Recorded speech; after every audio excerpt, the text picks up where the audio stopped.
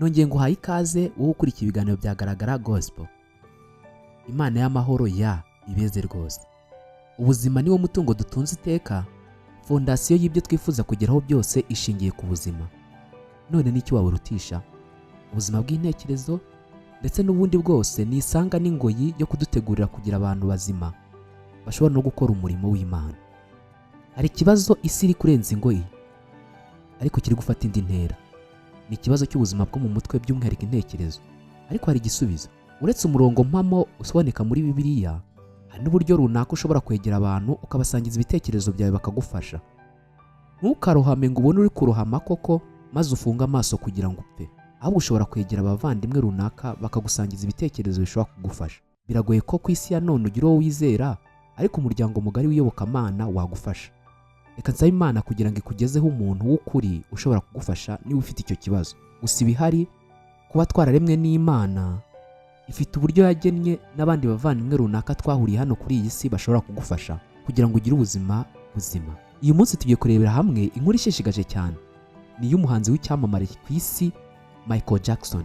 Niba wumva iby'umuziki uramuzi rwose. Nanjye hari indirimbo ze nkunda nk'iyitwa Heal the World, Will You Be There. Ni gute Michael Jackson, umwami wa pop ku isi, umwana w'abahamya ba Yehova, byagoye cyane kugira ngo ahuze iyo mico, imibereho y'amaharakubiri, isomo ry'ingenzi dushobora gukura kuri iyi nkuru. Biragoye cyane muri iki kinyejana kubera imihihibikano y'ubuzima ndetse no kugira ibyo tugeraho. Fungura idirishya rishya none turebere mu yindi nguni. Michael Jackson yavukiye i Gary, Indiana, muri Leta Zunze Ubumwe za Amerika. Ni ku itariki ya 29 Kanama mu mwaka w'1958. Yari umwana wa karindwi mu bana 10 ba Joseph na Catherine Jackson. Nyina Catherine yari umuhamya wa Yehova ukomeye kandi ukurikirana neza abana be mu myemerere. Michael Jackson akiri muto yatojwe gukunda umurimo wo kubwiriza. Yafataga Bibiliya akajya kubwiriza ku nzu n'inzu hamwe n'abavandimwe be. Yari afite amafoto n'amashusho amugaragaza mu bikorwa byo kubwiriza, nubwo icyo gihe yaratangiye no kuba icyamamare mu muziki. Ubundi inkuru ye itangira ite?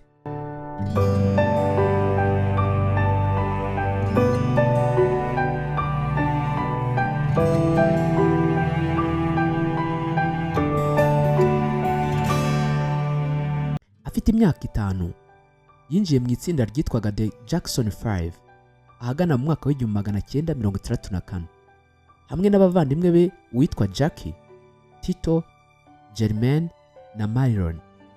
Bakoze indirimbo zakunzwe cyane muri icyo kinyejana no muri iyo myaka, nk'iyitwa I Want You Back, iyitwa ABC, iyitwa I Will Be There. Byatumye baba abasitari bakiri bato, batangira gukundwa n'abantu benshi muri Leta Zunze Ubumwe za Amerika ndetse no ku isi hose. Ibi byagoye ubuzima bwa Michael Jackson mu guhuza iyo mibereho y'amaharakubiri. Ni gute yaje kuba umwami wa pop ku isi? Mu mwaka w'1980 kugeza mu 1990, Michael Jackson yabaye icyamamare ku isi yose nyuma ya alubumu ye yise Thriller yasohoye mu mwaka w'1982. Niyo yacurujwe cyane kurusha izindi mu mateka, isohokamo indirimbo zakunzwe cyane harimo nk'iyitwa Billie Jean, Beat It n'iyitwa Thriller yanitiriye iyi alubumu. By'umwihariko indirimbo ze, imbyino ze uko yagaragaraga, cyane cyane ibyitwa Moonwalk n'imyambarire idasanzwe, byamugize umuntu udasanzwe ufite umwihariko mu muzika. Ni gute byabangamiye rero imyemerere ye? Ubundi uyu musore wavutse ari umuhamya wa Yehova ku babyeyi be kandi wakoze umurimo akiri muto, Michael Jackson yakuranye n'umuryango w'abahamya ba Yehova, ajya no kubwiriza mu ruhame rimwe na rimwe. Gusa byaragoranye cyane kuko abantu bagendaga bamubona yaramaze kuba icyamamare kandi isura ye yaramaze kuba ikimenywa bose. Yatangiye kujya bikora rimwe na rimwe yihisha. Mu magambo ye ashishikaje yigeze kuvuga ko ibyo kubwiriza byamufashije kumenya agaciro k'ubuntu n'urukundo rw'abantu ndetse n'Imana. Nubwo yari icyamamare, yakomezaga kwitabira amakoraniro y'itorero igihe byashobokaga. Gusa ubuzima bugoye bwo guhuza ubuzima bw'amaharakubiri nibwo bisa nkaho bwari butangiye.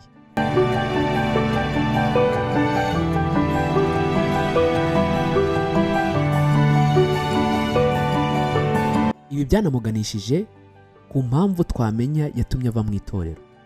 Ahagana mu mwaka w'1980, Michael Jackson yatangiye gukora ibikorwa itorero ritishimiye. birimo kwitabira ibikorwa bya entertainment by'imyidagaduro bifite ibirango by'ubupfumu occult symbolism. Ikindi, yatangiye kunanirwa kuguma mu murongo w'ubuzima itorero ryamwifuzagaho nk'umunyamuryango ugaragara. Binyuze mu nkuru zitandukanye bivuga ko yaje kurenga ku murongo maze akurwaho uburenganzira bwo kuba umuhamya wa Yehova disfellowship. Agana mu mwaka w'1987 igihe alubumu ye yitwa Bad yasohokaga, we ubwe ntiyigeze avuga byinshi mu ruhame kuri iyo ngingo, ariko amakuru avuga ko we n'abavandimwe be bababaye cyane kandi bakagorwa no kumva uburyo ubuzima bw'amaharakubiri bwari bumugoye kuba umusitari ariko nanone agakorera Imana mu buryo bwagutse. Uyu mugabo byaramugoye cyane kuko yari amaze kugera ku bintu by'umurengera, by'umwihariko hano kuri iyi si ya rurema.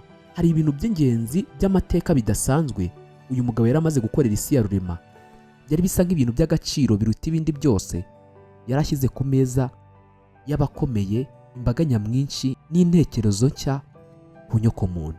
Hari impamvu rero afatwa nk'umuntu udasanzwe ku isi.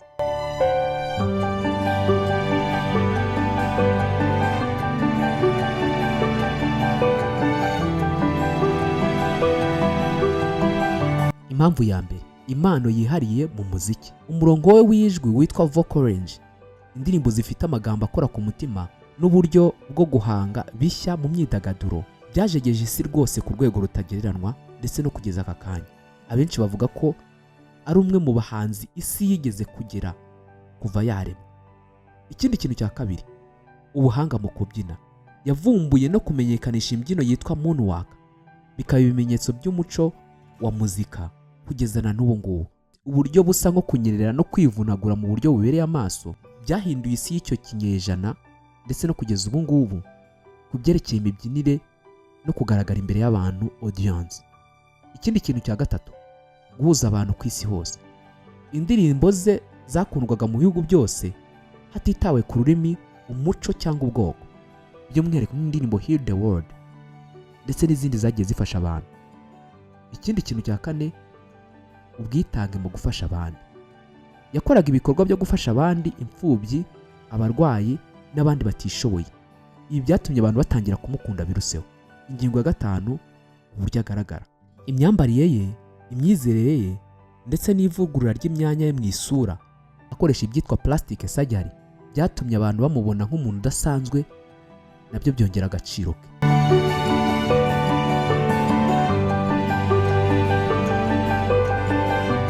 Uko bigenda kose, hari uko tuzi ko iherezo ry'ubuzima rigenda. Ku itariki 25 Kamena mu mwaka wa 2009, afite imyaka 50 gusa, Michael Jackson yarapfuye ava mu mubiri. Urupfu rwe rwasegeshe isi yose. Bivugwa ko icyo gihe amakuru ya trendingaga cyangwa yaragezweho ku mbuga nkoranyambaga yibasiye ububiko bwa Google, atera icyitwa traffic, ku buryo byanagoranye cyane na Google kwakira amakuru y'uwo munsi yavugaga urupfu rw'umuhanzi w'icyamamaye Michael Jackson. Ariko se ni irihe somo timangiro twakuramo twebwe, by'umwihariko mu gice cy'isomo rya Gikristo? Bibiliya iravuga ngo ni ingenzi cyane ko tutagomba kugundira isi cyangwa ibiyiriho. Mu rwa mbere rwa Yohana igice cya 2 umurongo wa 15. Ubuzima bwa Michael Jackson utwereka ko umuntu ashobora kugira impano zidasanzwe agakundwa n'isi yose, ariko akagorwa no gukomeza inzira y'iyobokamana. Ibi bitwigisha ko icy'ingenzi atari uko isi dushima, ahubwo ari uko Imana itubona. Bishobora kuba deba cyangwa igitekerezo abantu bashobora kujyaho impaka mu gihe kirekire, ariko nanone ni umurongo mugari wumvikana. Biragorana cyane guhuza iyobokamana n'ubuzima busanzwe mu gihe bisa nk'aho uri ku ruhembe rw'imbere mu bikorwa runaka. Ni amahitamo yawe, ariko Yesu cyangwa Yezu atugira inama yo gushaka ubwami bw'Imana no gukiranuka kwabwo, nibwo n'ibindi byose tuzabyongererwa. Mu mimerere urimo n'akazi uri gukora, wifurije kugira Imana nyambere. Komeza kugira impagarike n'ubugingo, ugira Imana n'amafaranga. Ndishimwe Josue Maripasi, dukomeze kubana kuri uyu murongo.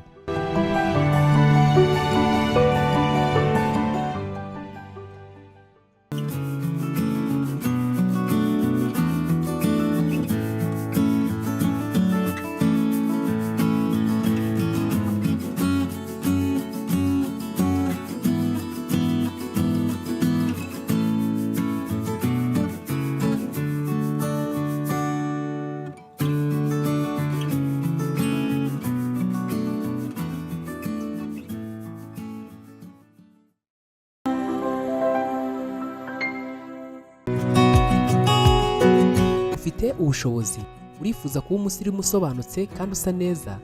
Ndabibona ngeze iwawe. Tunga ibikoresho byiza birimbisha iwawe nk'intebe zo kwicaraho nziza kandi zitandukanye, tapi nziza, imisego myiza ikomeye kandi ya originale. Right, uri umusirimu. Boneza iwawe none, utunga ibi bikoresho byiza iwawe. None se ntubikeneye? Hamagara 078 167 167 2 cyangwa 079 45 11 66 0. Niba utuye heza, reka hase neza.